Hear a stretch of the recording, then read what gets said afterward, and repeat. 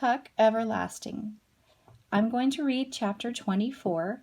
Before I read that, let's go down here to the bottom of our vocabulary list and fill in our words. Okay, we're all the way down here at the bottom. We have deserted, shuddered, and apprehension. Deserted means empty. For example, you could say the parking lot was deserted. That would mean there's no one in it, no cars. Shuddered means that you shook from fear. Winnie saw the gallows where you would hang people, and she shuddered. That means her whole body shook from fear. And then finally, apprehension is fear that something bad will happen.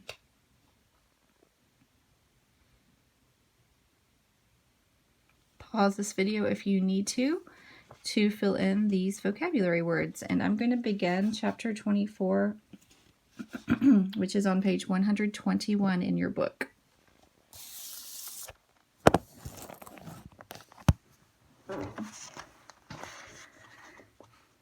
Leaving the house was so easy that Winnie felt faintly shocked. She had half expected that the instant she put a foot on the stairs, they would leap from their beds and surround her with accusations. But no one stirred, and she was struck by the realization that, if she chose, she could slip out night after night without their knowing. The thought made her feel more guilty than ever that she should once more take advantage of their trust.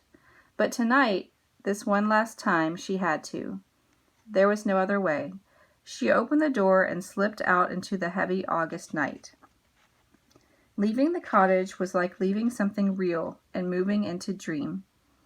Her body felt weightless, and she seemed to float down the path to the gate. Jesse was there waiting. Neither of them spoke.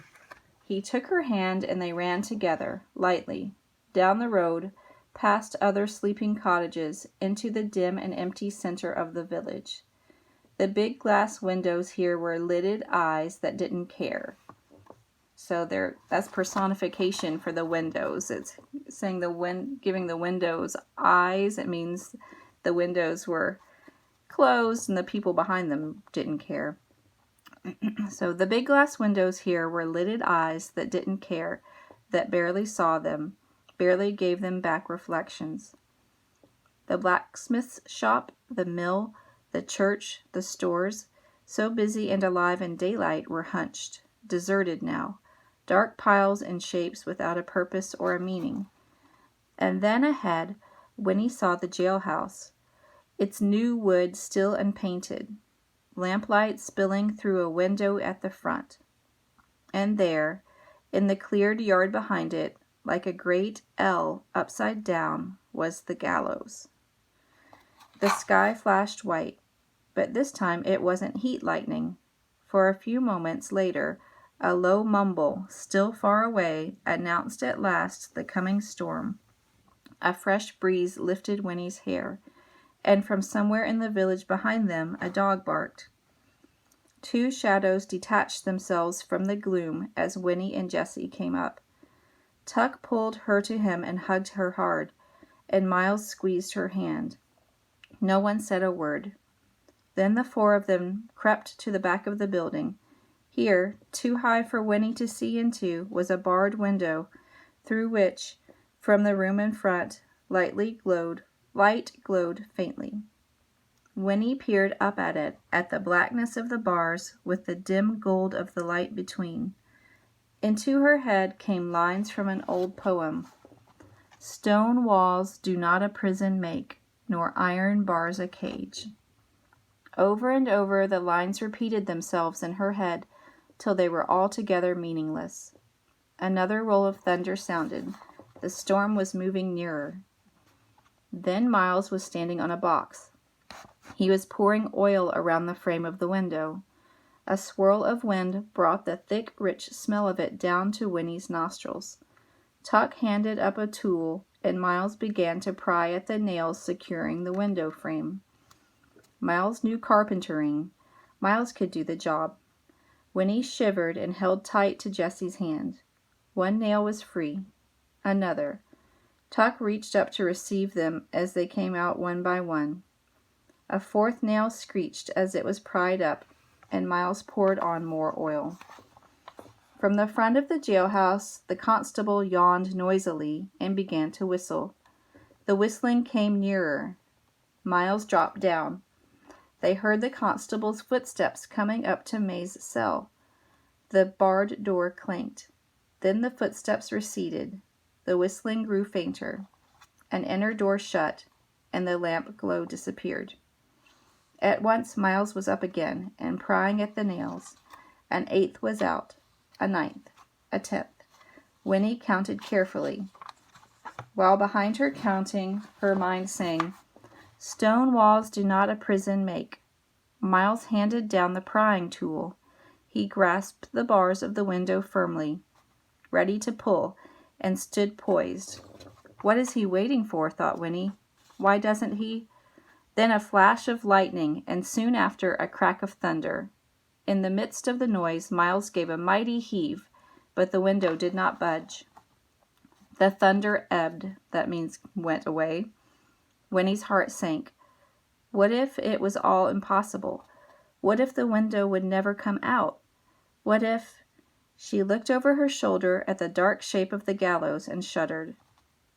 Again a flash of lightning, and this time a crashing burst of noise from the swirling sky. Miles yanked. The window frame sprang free, and still, grasping it by the bars, he tumbled backward off the box. The job was done. 2 arms appeared in the hole left by the missing frame. May! Her head appeared. It was too dark to see her face. The window. What if it was too small for her to squeeze through? What if— But now her shoulders were out. She groaned softly. Another flash of lightning lit her face for an instant, and Winnie saw an expression there of deep concentration. Tip of tongue protruding, brows furrowed. Now Tuck was on the box, helping her, giving her his own shoulders to pull on. Miles and Jessie close at his sides, arms upstretched, eager to receive her bulk. Her hips were free now. Look out! Here she came, her skirts tearing on the rough edges of the boards, arms flailing, and they were all in a heap on the ground. Another crash of thunder muffled Jessie's bursting, exultant laugh. May was free. Winnie clasped her trembling hands thankfully, and then the first drop of rain plopped precisely on the tip of her nose. The Tucks untangled themselves and turned to her. One by one, as the rain began, they drew her to them and kissed her. One by one, she kissed them back. Was it rain on May's face? Or on Tuck's? Or was it tears? Jessie was last. He put his arms around her and hugged her tight, and whispered the single word, "Remember." Then Miles was on the box again, lifting her. Her hands grasped the edges of the window. This time she waited with him. When the thunder came, it tore the sky apart with its roar, and as it came, she pulled herself through and dropped to the cot inside, unharmed. She looked up at the open square and saw the frame with Miles' hands holding it. The next obliging roll of thunder saw it wedged once more into place. And then, would Miles put back the nails? She waited. Rain came in sheets now, riding the wind, flung crosswise through the night. Lightning crackled, a brilliant, jagged streak, and thunder rattled the little building. The tension in the parched earth eased and vanished. Winnie felt it go. The muscles of her stomach loosened, and all at once she was exhausted. Still she waited. Would Miles put back the nails? At last, standing tiptoe on the cot, she grasped the bars of the window, pulling herself up till she could just see through.